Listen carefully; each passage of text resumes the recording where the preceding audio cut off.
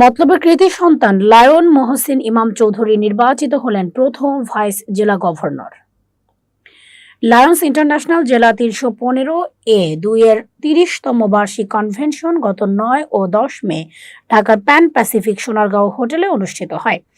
এই কনভেনশনে লায়ন মহসিন ইমাম চৌধুরী PMJF বিপুল ভোটে প্রথম ভাইস জেলা গভর্নর হিসেবে নির্বাচিত হন। লায়ন মহসিন ইমাম চৌধুরী চাঁদপুর জেলার মতলব উত্তর উপজেলার মোহনপুর চৌধুরী বাড়ির কৃতি সন্তান।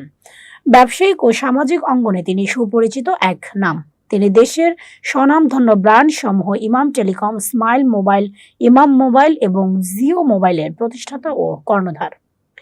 সমাজসেবা, নেতৃত্বগণ ও সংগঠনের প্রতি নিষ্ঠার স্বীকৃতিস্বরূপ লায়ন্স ইন্টারন্যাশনাল জেলা ৩১৫A-২ এর সদস্যরা তার উপর আস্থা রেখে এই গুরুত্বপূর্ণ দায়িত্ব অর্পণ করেছেন।